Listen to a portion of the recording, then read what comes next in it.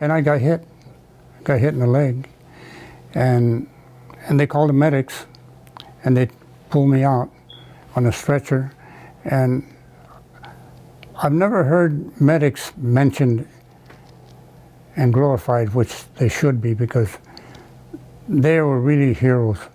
They'd come in, no arms, they'd come into a situation when there's a lot of shooting, and they get a man and get him out.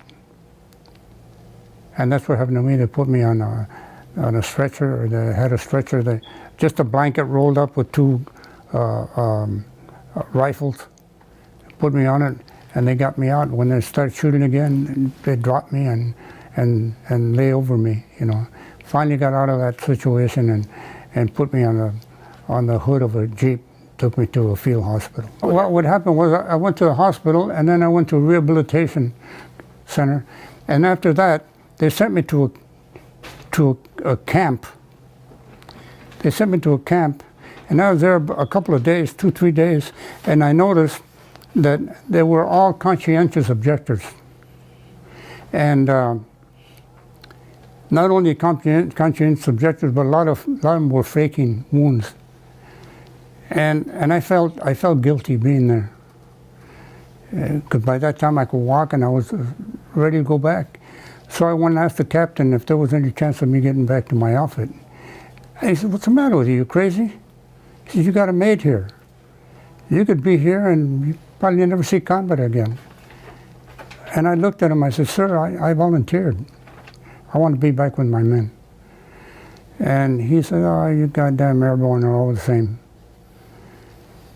And later on that afternoon, he called me to his office, and he said, there's another camp a couple of miles down, and they have some recruits going to the front lines.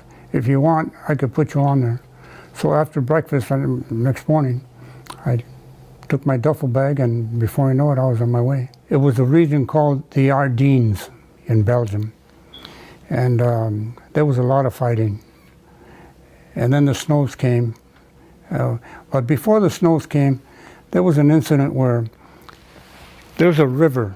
I can't remember the name of the river. It was either the Ruhr River or the Elbe River. But it was a wide river. And the Germans on the other side of the river. We were on this side. And we had to make a river crossing. And there was a farmland. And there was a big barn. And they took a few of us over to this barn, and they showed us they had some boats, and they had one on some blocks, and they made us get 12 men to a boat, 2 on each side, and they were going to teach us how to row. Well, everybody knows how to row. Well, they had to teach us how to row without splashing, because when we were going to make a river crossing at night, and you can hear a pin drop at night. So they told us, you pick up your oar, pick it up straight up, bring it forward, dip it straight down, pull it back, so you don't splash. You won't be hurt. As a matter of fact, if anybody has a cold or sneezes or anything, we don't want you to go. You might it might hear you and blow us out of the water. Anyway, that night we got prepared for it, and we were supposed to cross the river at night. And it was a lot of boats. And we started crossing the boat, paddling and going across the river. And I don't know what happened, or anyway, there was one shell that they had. There was only one shell that I heard, and it landed close to our boat. It didn't hit my boat, but it flipped it over. So everybody started scrambling towards the other side, and me too. But I found out I didn't know how to swim. When I was a kid, I used to go to the Evergreen playground and you know, waller around in 3-foot water, and I never thought I didn't know how to swim. After that, my brother used to take me to work, and I would work after school, and then and on summer I'd work with him to get me out of the neighborhood there. You know, there was a lot of gangs there, and so to keep me off the streets, he would make me go. So I never went back swimming, but it never dawned on me that I didn't know how to swim. I didn't even think about it. And I volunteered for frogmen. And anyway, I'm in the water, but I don't panic. First thing I did was start taking off my equipment. I had a lot of equipment on and dragging me down. I took off my equipment and I go down, and then I'm taking off my equipment while I'm going down, and I come up. I'm not drinking any water, and I'm not panicking. And I look across, and these guys are all swimming to shore. And I'm stuck out in the middle. And the current is taking me downriver into the enemy territory. And I wouldn't yell. There was no way that I was going to yell and then get my men killed. So I tried as hard as I could to stay up. And finally, I figured, well, this is it. And I gave up. I made the sign of the cross, said a couple of prayers, and I gave up. And I started going. Now, this is pitch black out there in the water. And I started going down. And as I went down, my mother appeared out of nowhere, like in a photograph. And she scolded me. She says, "Why are you giving up? After all you've been through, you've been wounded, jumping out of planes." And she says, "Don't give up. You're going to be okay. You're going to be okay." Some reason or other, I shot up to the surface. Now what? I still don't know how to swim. And then I heard somebody coming, swimming towards me, and he says, "Let's get the hell out of here." I said, "Yes, okay, let's." I said, "But I don't know how to swim." And he says, "Oh, shit." He says, "Here's what I'm going to do." He says, you lay on your back, and I'm going to swim around you, and I'm going to put my hand under your chin, and I'll get you out of here. But if you touch me with your hands, I'm going to let you go. Fine. So he did that. He put his hand under my chin and swam me out to the shore. But by that time, we're way down in enemy territory. And there's a little beach, little riverbank. And like I said, it was dark. I knew all my men. And when we got there to the beach, we crawled out of the water, and I turned around to thank him, and they started shooting at us. So we jumped into the bushes in this riverbank, and jumped into the bushes, and he's laying right next to me. I'm laying here, and I said, when they stop shooting, we got to move upriver. And he says, okay, and he's next to me. And we laid there. There was a lot of shooting going on, and they weren't necessarily shooting at us, but there was shooting going on, and we're laying there. And then when the shooting stopped, we waited a while, and then I turned, I said, "Let's go." And he was gone. He was gone. I never got to see his face. I never got to thank him. It was weird. And I looked around, I'd whisper, and look for him, and I couldn't find him. And then I said, well, I got to get going. So I climbed up the bank and started making my way upriver towards where my men were. And as I went by, sometimes I hear voices. I hide behind the trees, and I hear German patrols walking through there and talking. And finally, I reached where I could hear my men. And I knew their voices even when they were whispering. But I wasn't about to go in because they shoot me at night. So I just lay there until sun started coming up. And then I walked in. I said, "Hey, hold, don't shoot."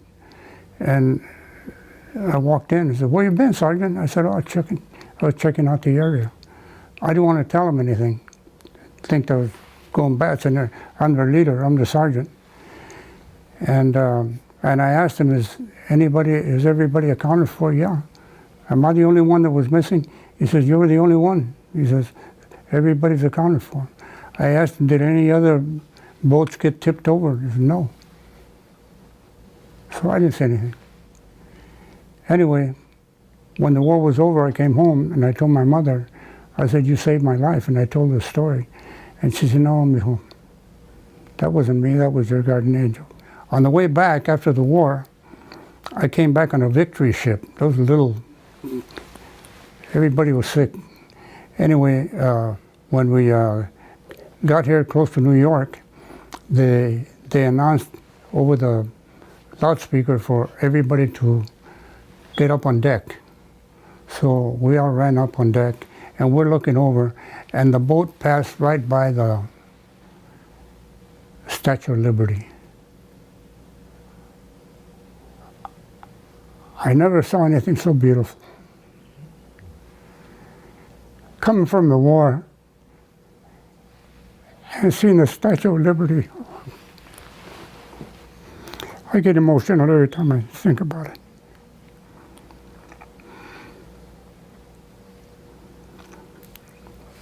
And I've gone back to see it several times. That was freedom. I got married, I was 24 years old. When I was 25, I opened up a meat market on 25th and Maple, South LA.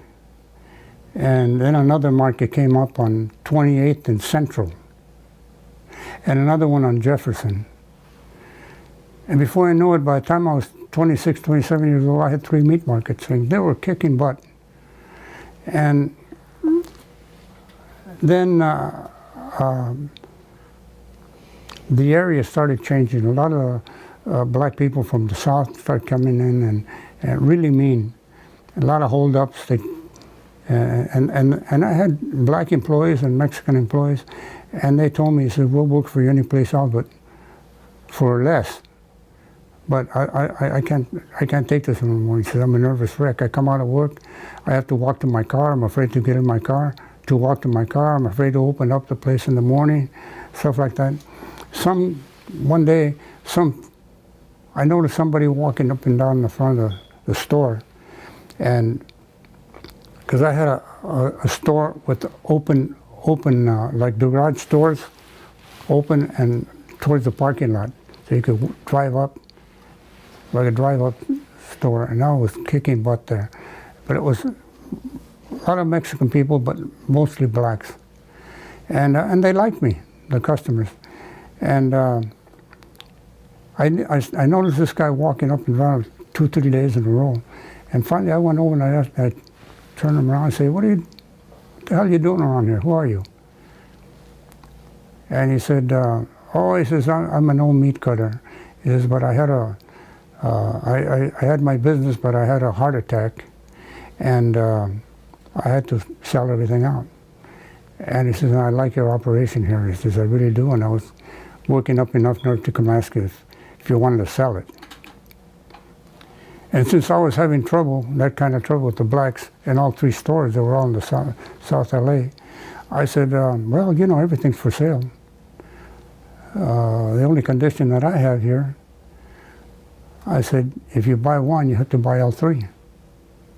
He says, oh, hell, I have another heart attack. Once I get a partner. So I took him around and showed him the stores, and he fell in love with them. I said, well, think about it. Get yourself a partner. About 4 or 5 days later, he called me up. He said, I got a partner. So I sold all 3. And I tell my kids, you know, like one day I went to a Laker game, and they played the national anthem. And some lady was out there singing, you know how they go. And I got pissed. And they asked, my son asked me, what's the matter? I said, that's not the way to sing the national anthem. It's the national anthem of our country. And these jerks over there, they try to make it bebop or whatever, you know, and it just irks me. So I'm a very proud ex-soldier.